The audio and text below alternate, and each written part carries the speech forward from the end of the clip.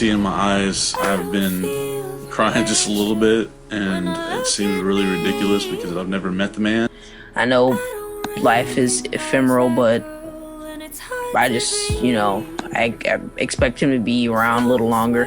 Pretty sure everybody did, but, The thing I'm using right now, an iMac, he made the iMac. He made the MacBook. He made the MacBook Pro. He's made everything. Always faking. Oh, how can I save me when I feel like breaking? Oh, how can I make it? My mind's always changing. Those blood stains are fading, but I am still breaking apart. Steve Jobs, a visionary American entrepreneur, business magnate, and inventor, co-founded Apple Inc. and left an indelible mark on the technology industry. His pivotal role in the development of groundbreaking products, such as the Apple Macintosh, iPod, iPhone, and iPad, along with the establishment of the Apple Store and iTunes, reshaped the way we interact with technology. Despite his immense success, Jobs faced a formidable health challenge, a rare form of pancreatic cancer known as a pancreatic neuroendocrine tumor. In August 2011, he made the difficult decision to resign as Apple's CEO. Tragically, on October 5, 2011, at the age of 56, Steve Jobs succumbed to his illness. Even in his absence, Jobs' legacy endures, ensuring that his influence will be felt for generations to come. His innovative spirit and commitment to excellence have left an enduring imprint on the tech world.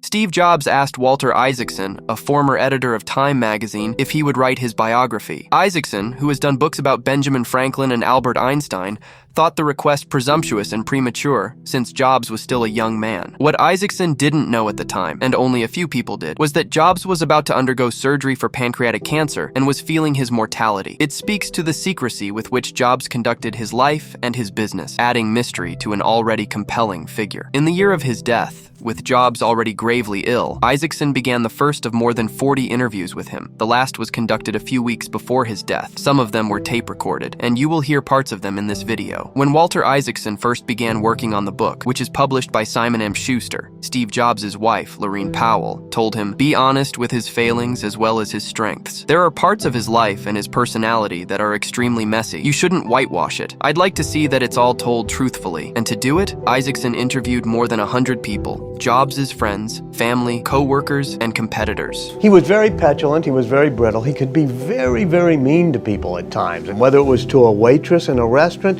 or to a guy who had stayed up all night coding, he could just really go at them and say, you're doing this all wrong, it's horrible.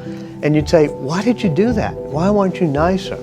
And he'd say, I really want to be with people who demand perfection, and this is who I am. Isaacson believed that a significant portion of Steve Jobs' complex personality can be attributed to the formative years of his life. Born out of wedlock, Jobs was relinquished by his birth parents and subsequently adopted by a working-class couple hailing from Mountain View, California. Paul Jobs was a salt-of-the-earth guy who was a great mechanic, and he taught his son Steve how to make great things. And once they were building a fence, and he said, you got to make the back of the fence that nobody will see just as good looking as the front of the fence. Even though nobody will see it, you will know, and that will show that you're dedicated to making something perfect. While Jobs was always aware of his adoption, its impact on him was profound. In the course of their numerous recorded interviews, he shared with Isaacson a poignant story from his early childhood that underscored the enduring significance of his adoption. Now, I remember right here on the lawn telling Lisa McMoyler, who lived across the street, that I was adopted. And she said, so does that mean your real parents didn't want you? Ooh, lightning bolts in my eye. I remember running into the house. I think I was probably crying, asking my parents, and they sat me down. They said, no, you don't understand. They said, we specifically picked you out. He said, from then on, I realized that I was not just abandoned, I was chosen, I was special. And I think that's the key to understanding Steve Jobs. Geography played another pivotal role. Jobs' upbringing unfolded in Northern California, in close proximity to Palo Alto. As a remarkably gifted child, he consistently registered off-the-chart scores in a neighborhood predominantly inhabited by engineers. He was raised in a place that was just learning how to turn silicon into gold. It had not yet been named Silicon Valley, but you had the defense industry, you had Hewlett-Packard, but you also had the counterculture of the Bay Area. That entire brew came together in Steve Jobs. He was sort of a hippie-ish rebel kid, loved listening to Dylan music, dropped acid, but also he loved electronics. Jobs would eventually cross paths with a computer wizard at Berkeley, 5 years his senior named Steve Wozniak. They became fast friends, sharing a love of high-tech pranks and a disdain for authority.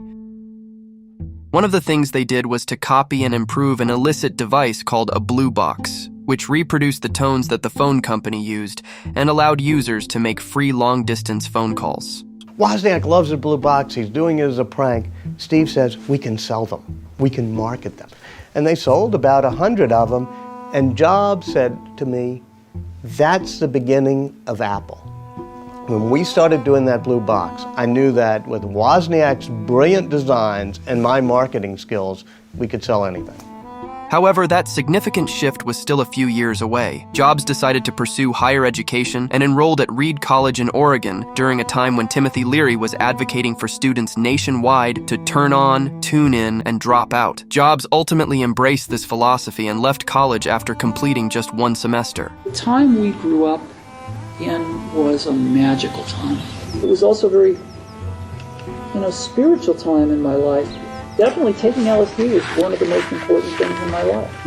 And not the most important, but right up there. He eventually moved back to his parents' house and became one of the first 50 employees at the video game company Atari. However, he did not establish a strong rapport with his coworkers, had very long hair, never bathed. In fact, when he went to work for Atari, they put him on the night shifts because people said he smelled so bad that they didn't want to work with him.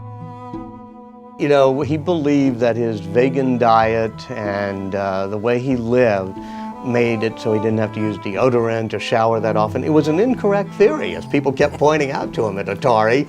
He was a pretty abrasive and in some ways, cantankerous character. But these people at Atari, they kind of get him. And they say, well, we don't want you to leave, but how about working the night shift? Jobs took a leave from Atari and spent 7 months wandering across India looking for spiritual enlightenment, and it turned out not to be a waste of time. And when he comes back, he says, the main thing I've learned is intuition, that the people in India are not just pure rational thinkers, that the great spiritual ones also have an intuition. Likewise, the simplicity of Zen Buddhism really informed his design sense, that notion that simplicity is the ultimate sophistication. He returned from his trek. Jobs and Wozniak started building and peddling a primitive computer for hobbyists. With a Hertz $100 investment, they founded Apple Computer in his parents' garage.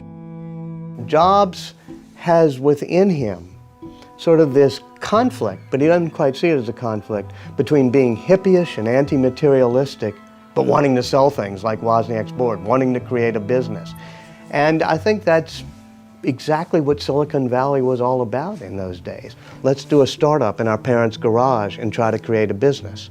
So we don't have to work for somebody else. Right. And Steve Jobs wasn't all that eager to be an employee at Hewlett-Packard. He was never much of an engineer. Isaacson said he didn't know how to write code or program a computer. That was Wozniak's department. But Jobs understood their importance and their future. He was obsessed with making an attractive, simple, inexpensive computer, the Apple II, marketed as the first home computer. It really didn't do much, but tech-savvy people snapped them up, along with school systems.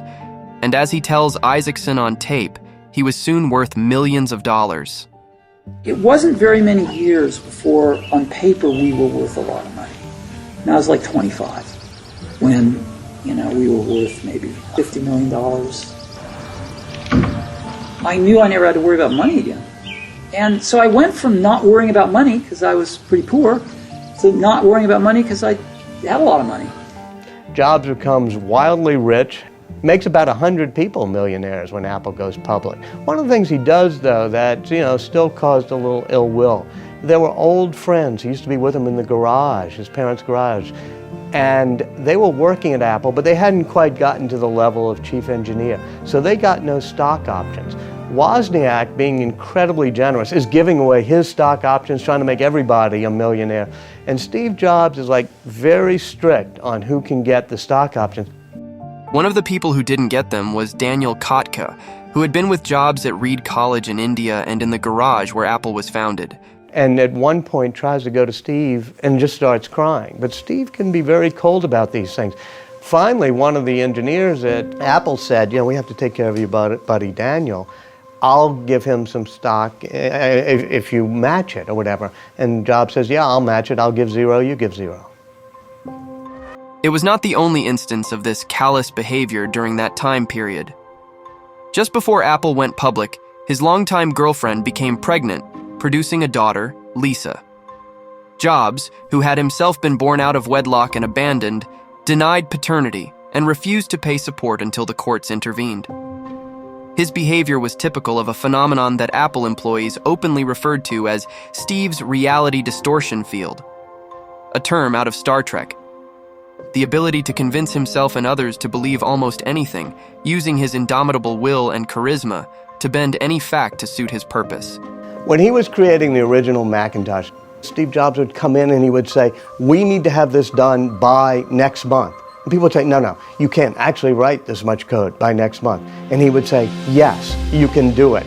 And in the end, he would not take no for an answer, and he would sort of make the dent in the universe he wanted to. He would bend reality and they would accomplish it. He could drive himself by magical thinking, by believing something that the rest of us couldn't possibly believe. And sometimes it worked, sometimes it didn't. And at the root of this reality distortion theory, Isaacson says, was Jobs' belief that he was special and chosen and that the rules didn't apply to him. He had a great Mercedes sports coupe with no license plate on it. That was his affectation. He always believed, I said, why don't you have a license plate? At one point he said, well, I don't want people following me. I don't want people, I said, well, having no license plate is actually more noticeable. He said, yeah, you're probably right. You know why I don't have a license plate? I said, why? He said, because I don't have a license plate. And I think he felt the normal rules just shouldn't apply to him. And he had his little everyday acts of rebellion that were showing, hey, I'm a little bit different. I mean, he always kind of felt, I don't succumb to authority. So, you know, that's just who he is. That disregard for the establishment helped him achieve some of his biggest successes, allowing him to see products and applications that no one else imagined. So in the year of Apple, Apple introduced a truly revolutionary product, the Macintosh. It used graphics, icons, a mouse, and the point-and-click technology that is still standard.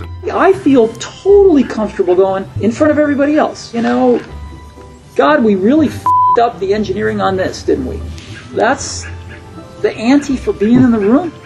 So we're brutally honest with each other, and all of them can tell me they think I'm full of shit, and I can tell anyone I think they're full of shit. And we've had some rip-roaring arguments where we're yelling at each other.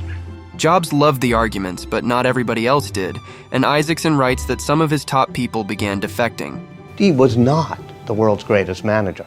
In fact, he could have been one of the world's worst managers. You know, he was always, you know, upending things and, you know, throwing things into turmoil. This made great products, but it didn't make for a great management style. Jobs would eventually provoke a boardroom showdown with Apple president John Sculley over who should lead the company. The board chose Sculley, so he was out of his own company. Kicked out of his own company, and you know, he always had that feeling of abandonment.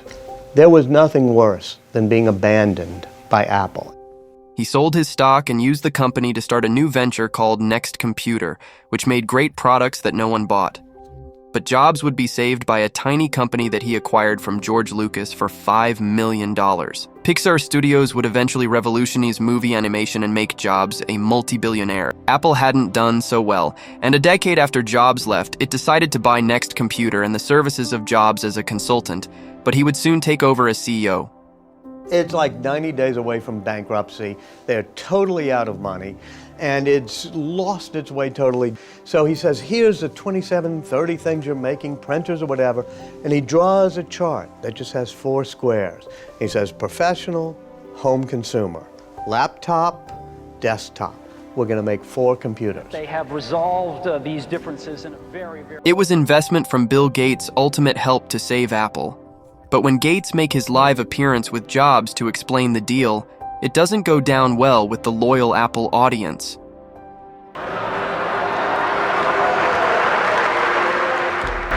Bill Gates was actually on stage rescuing Apple. Rescuing Apple. He did 2 things. He gave them $150 million, for which he got non-voting stock that expired after a certain number of years. And he promised to keep producing Microsoft Office, the Macintosh version, for I think 5 years. And so he was on stage rescuing Apple. And yet the acolytes who were filling the room had learned to hate him. They treated him as, the devil, the Antichrist, and they booed him. But Jobs, with his eyes ever on the bottom line, have different view. There were too many people at Apple and in the Apple ecosystem playing the game of, for Apple to win, Microsoft has to lose. And it was clear that you didn't have to play that game, because Apple wasn't going to beat Microsoft. Apple didn't have to beat Microsoft. Apple had to remember who Apple was. It was just crazy what was happening at that time, and Apple was very weak. And so I called Bill up and we tried to patch things up. I think he learned to be a better businessman. I think he learned a little more humility. Steve really changed in a number of ways, and he changed primarily because of failure. Failure affected him, and he learned from it. He retrenched, firing 3,000 people, and launched a new advertising campaign. Here's to the crazy ones, the misfits, the rebels, the troublemakers. Steve Jobs helped write that himself. He edited it under, he put in, they changed the world.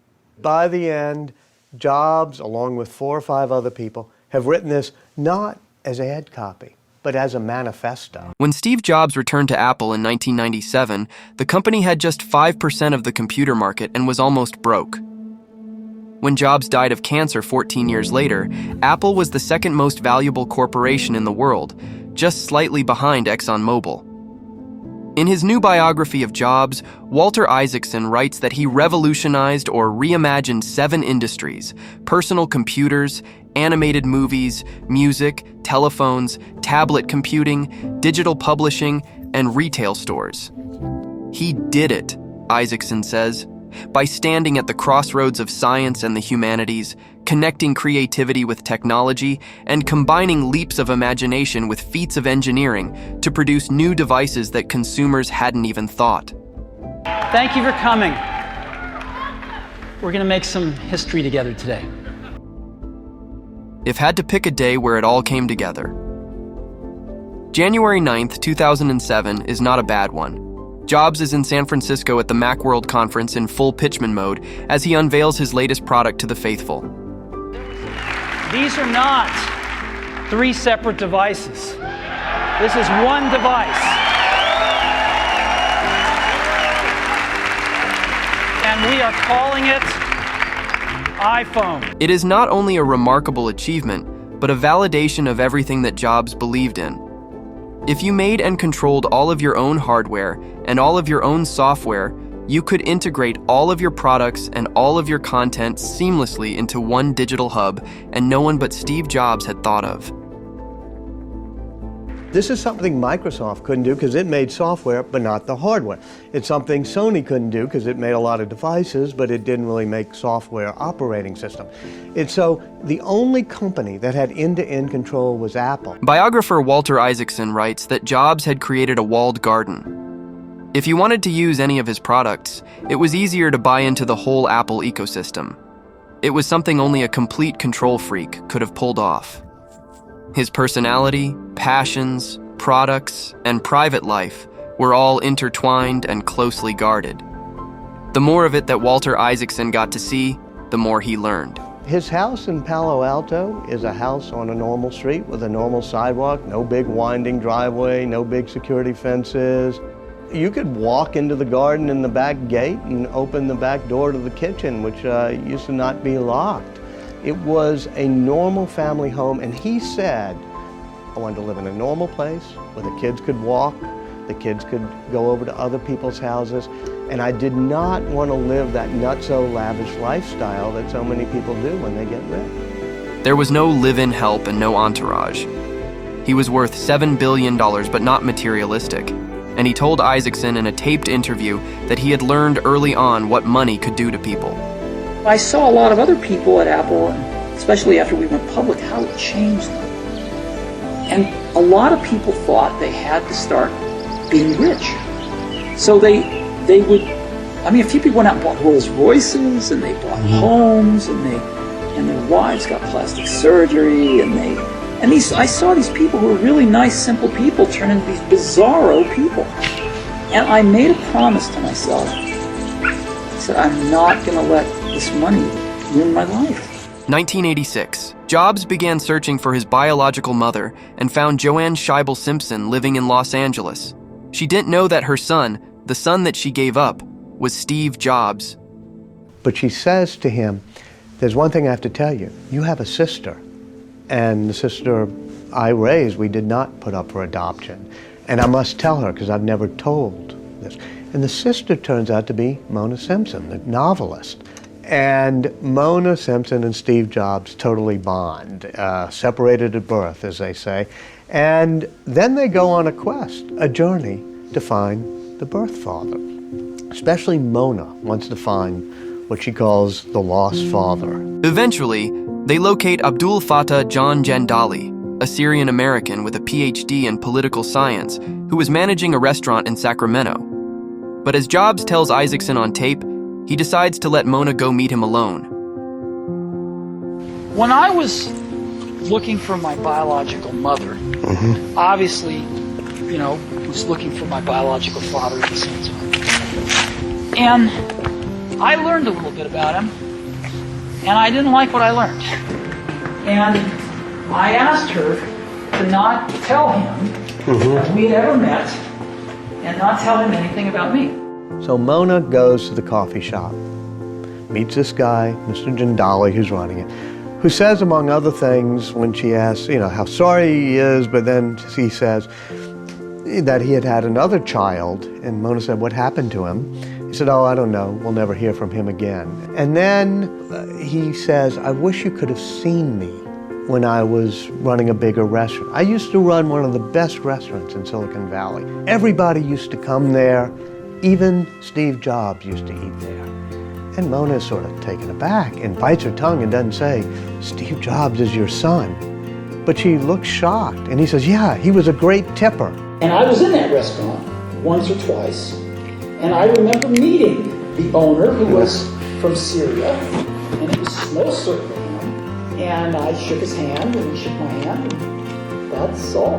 And Jobs never spoke to him, never talked to him, never got in touch with him, never wanted to see him. Not even when Jobs was on his deathbed. The cancer that eventually killed him was discovered accidentally while he was being checked for kidney stones back in 2004. A CAT scan showed a shadow on his pancreas that turned out to be a malignant tumor. And then they do a biopsy, and they're very emotional. They say, this is good. It's one of these very slow-growing 5% of pancreatic cancers that can actually be cured. But Steve Jobs doesn't get operated on right away. He tries to treat it with diet. He goes to spiritualists. He goes to various ways of doing it macrobiotically, and he doesn't get an operation. He said, I didn't want my body to be open. And soon everybody is telling him, quit trying to treat it with all these roots and vegetables and things, just get operated on. But he does it 9 months later. Too late. Well, one assumes it's too late because by the time they operate on him, they notice that it has spread to the tissues around the pancreas. So he regretted, some of the decisions he made, and certainly I think he felt he should have been operated on sooner. Jobs acknowledged his surgery, but soft-pedaled the seriousness of the situation. Isaacson writes he continued to receive secret cancer treatments even though he was telling everyone he had been cured. And that is what people believed until 2008. In 2008, he unveiled the iPhone 3. But that wasn't the main story. All of a sudden people are gasping because he's lost so much weight. he looks so frail. And suddenly people are realizing that he's very sick again. He denies it publicly. He puts out things that there's a hormone imbalance, which has a tiny kernel of truth to it because his liver was secreting the wrong hormones, but it wasn't just a hormonal imbalance, it's because the cancer had gone to his liver. And he's trying to deny it to himself and to the public, and this is a problem, of course. It's a legal problem. Well, it's a publicly traded company, and you have a great tension between two principles. One of which is you can't withhold material information from shareholders. The other is there's a certain privacy rights of the CEO. Jobs finally took a medical leave of absence, and in March of 2009 received a secret liver transplant in Memphis that wasn't publicly acknowledged until 3 months later. The doctors who did the operation could tell that the cancer had spread, but Jobs returned to work to unveil the iPad and continued working right up until the end. What were those last 2.5 years of his life like? He talked a lot to me about what happened when he got sick and how it focused him. He said he no longer wanted to go out, no longer wanted to travel the world. He would focus on the products. He knew the couple of things he wanted to do, which was the iPhone and then the iPad. He had a few other visions. I think he would have loved to have conquered television. He would love to make an easy-to-use television set. So he had those things, but he started focusing on his family again as well. And it was a painful, brutal struggle. And he would talk often to me about the pain. In their final meetings, Jobs would occasionally bring up the subject of death. I saw my life as an arc, and that it would end, and compared to that, nothing mattered.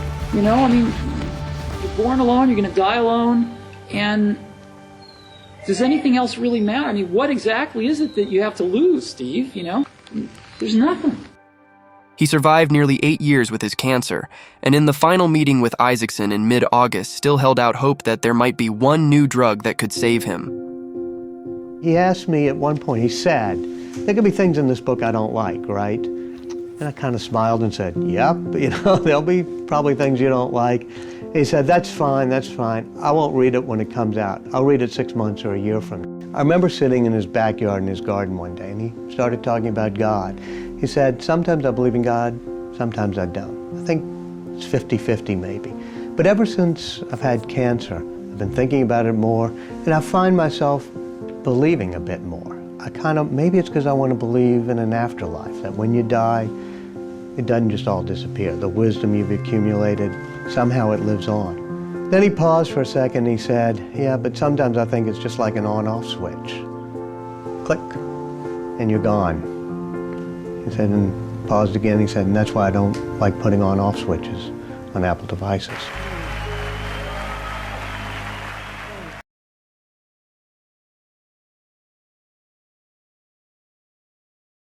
And Steve Wozniak, you mentioned your former partner, Steve Jobs, a bunch of times today. You mentioned your lifelong your friendship with him until his passing. I know it's a big question, but if he was around today just for one day and he saw what Apple is now, what do you think? How would you think he would react? I think he'd have his own ideas. It's something done by someone else. He'd prefer to do it himself, but it would be better for the world. And would he be glad to see what Apple has become today, as you see it? I believe he would. I think he'd have maybe regrets that it didn't go into some other things as well and was even bigger, and if he were only there and been able to witness it. But I think he'd be extremely happy. I think he really, if you look at Tim Cook talking about his story of the day that he met Steve Jobs, and he said, this is the company I have to work for because of the way Steve Jobs thought and worked. And he carries that along with him everywhere he goes. Why is Apple the best company? I remember talking about values in life and religious values with Steve when we were very, very young. And why is Apple the one company that doesn't care about your gender or, or if you're gay or trans or anything? Why is it the one company that just doesn't pay attention to those things? It's absolutely right from the very top down, and I'm glad, and I think that's going to have a big influence on the rest of the world in the end.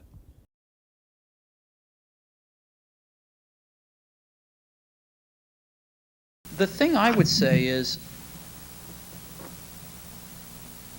when you grow up, you tend to get told that the world is the way it is, and you're your life is just to live your life inside the world, try not to bash into the walls too much, try to have a nice family life, have fun, save a little money. But life, that's a very limited life. Life can be much broader once you discover one simple fact, and that is everything around you that you call life was made up by people that were no smarter than you. And you can change it. You can influence it. You can build your own things that other people can use.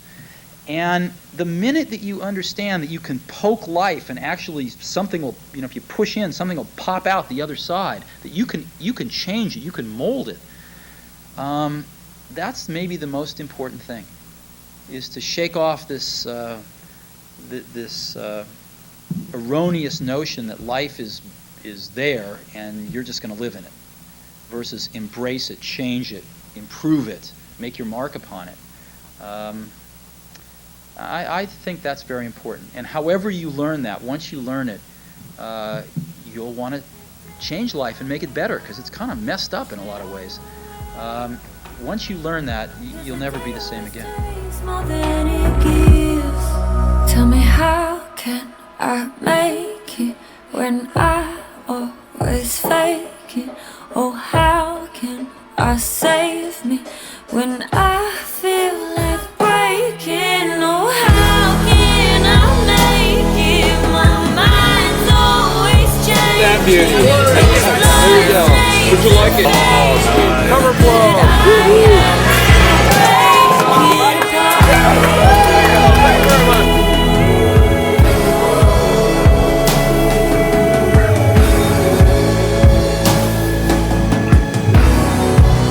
And with a swipe card. Yeah, with a swipe. You have changed your life. Yes.